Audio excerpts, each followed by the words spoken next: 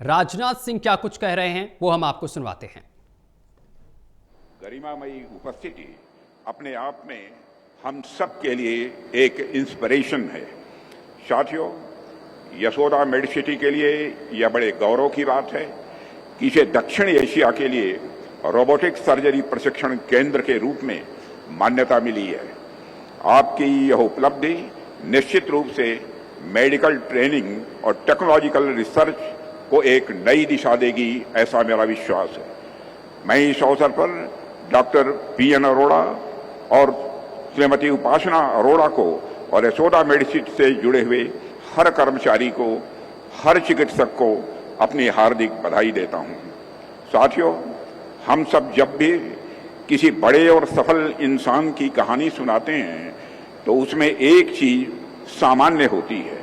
आप चाहे किसी की भी सफलता की कहानी पढ़ लीजिए, आपको यही देखने को मिलेगा कि हर बड़ी यात्रा की शुरुआत किसी न किसी व्यक्तिगत पीड़ा या अनुभव से होती है। डॉक्टर पीएन अरोड़ा की इंस्पिरेशन भी एक ऐसे ही व्यक्तिगत पीड़ा से निकली है। जब उन्होंने अपनी माता को कैंसर जैसी गंभीर बीमारी से संघर्ष करते हुए देखा, तब उन्होंने अनुभव किया कि मेडिकेशन जो है वह सिर्फ दवाइयों और मशीनों का केवल सिस्टम भर नहीं है, बल्कि यह सिंपैथी, कंपैशन और डेडिकेशन का मिक्सचर है। उनके इसी अनुभव ने यशोदा समूह को जन्म दिया। आज उनके इसी विजन का परिणाम है कि यशोदा मेडिसिटी अस्पताल के साथ साथ समाज की मार्जिनलाइज कम्युनिटीज के लिए भी ट्रस्ट का प्रतीक बनकर उभरी है। साथियों, मैं समझता हूं कोई भी व्यक्ति, संस्था या सरकार अल्टीमेटली समाज के प्रति ही उत्तरदायी होती है।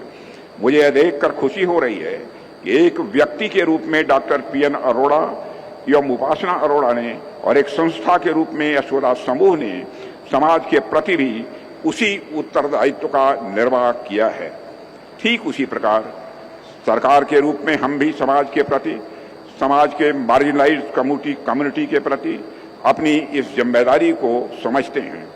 आप सब देख पा रहे होंगे कि हमारे प्रधानमंत्री के नेतृत्व में आज देश की स्वास्थ्य व्यवस्था ने एक नया रूप लिया है।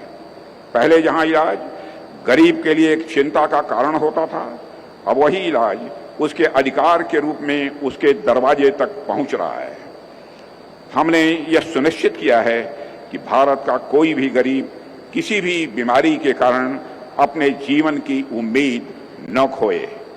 इसके लिए आयुष्मान भारत के माध्यम से देश के 10 करोड़ परिवारों को हर वर्ष 5 लाख रुपए तक का स्वास्थ्य बीमा कवच भी प्रदान किया गया है। और अब तो 70 वर्ष से अधिक उम्र के सभी वरिष्ठ नागरिकों को भी इस योजना में शामिल किया गया है, ताकि जीवन के उस पड़ाव में जब देखभाल की सबसे अधिक आवश्यकता होती है, तब सरकार एक संरक्षक के रूप में उसके साथ खड़ी रहे। साथियों, इसके साथ साथ प्रधानमंत्री जन औषधि केंद्रों के माध्यम से आम जनता को अत्यंत किफायती दरों पर जेनेरिक मेडिसिन उपलब्ध कराई जा रही हैं। आज गांव-गांव में लोग इन केंद्रों से लाभान्वित हो रहे हैं। स्वास्थ्य के क्षेत्र में हमने इसके अलावा एक मजबूत इंफ्रास्ट्रक्चर तैयार करने पर भी विशेष बल दिया है। इसके कुछ उदाहरण अगर मैं आपको बताऊं तो आप देखिए, 2014 में जहां देश में 387 मेडिकल कॉलेजेस थे, वहीं आज इनकी संख्या बढ़कर 800 पहुंच चुकी है। 2014 में एमबीबीएस की सीटें केवल हमारे देश में 50,000 हुआ करती थी, जो आज बढ़कर 1,20,000 से भी ज्यादा हो गई हैं। साथियों, इसके अलावा 22 नए एम्स की स्थापना का भी निर्णय लिया गया। इनमें से 12 एम्स पूरी तरह कार्यरत हैं और 4 का निर्माण अब कार्य तेजी पर है।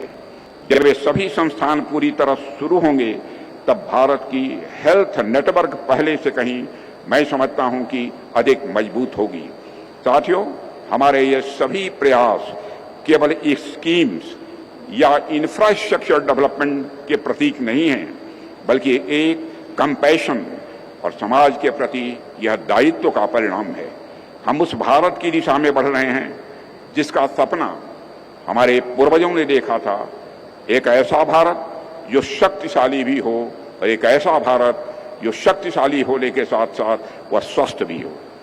हमारा हर कदम, हर नीति, हर प्रयास इस देश के गरीब, वंचित और ग्रामीण जनमानस को समर्पित है, क्योंकि हम मानते हैं जब भारत का हर नागरिक स्वस्थ होगा तभी भारत भी सशक्त होगा। आज हम सब उस दिशा में काम कर रहे हैं कि हमें 2047 तक भारत को एक विकसित राष्ट्र की श्रेणी में लाकर खड़ा करना है। जाहिर सी बात है, कोई भी राष्ट्र अगर इतने बड़े लक्ष्य को लेकर चल रहा है तो उस लक्ष्य की पूर्ति के लिए हमारे नागरिकों का स्वास्थ्य ठीक होना यह बहुत ही आवश्यक है। इसके लिए हर नागरिक व्यक्तिगत स्तर पर तो प्रयास करता ही है, लेकिन समाज और सरकार को भी इस दिशा में प्रयास लगातार करते रहना होगा। मुझे यह देखकर खुशी होती है कि असोरा समूह इस दिशा में सकारात्मक प्रयास कर रहा है। मुझे विश्वास है कि यह संस्था आने वाले समय में न केवल भारत बल्कि दक्षिण एशिया में भी सेवा और नवाचार की एक नई परिभाषा गढ़ेगी। मैं माननीय राष्ट्रपति महोदया का आभार व्यक्त करता हूं कि वो हम सबके बीच आई हैं और अपनी उपस्थिति से यहाँ के चिकित्सक, सभी कर्मचारी, इनमें ऊर्जा का संचार निश्चित रूप से होगा। अंत में मैं डॉक्टर पीएन अरोड़ा, डॉक्टर उपासना अरोड़ा और उनकी टीम को, दिन रात एक करके लोगों की सेवा कर रहे डॉक्टर्स को अपनी ओर से हार्दिक बधाई देते हुए यहीं पर मैं अपना निवेदन समाप्त करता हूं। आप सबको बहुत बहुत धन्यवाद। आपका हार्दिक धन्यवाद आदरणीय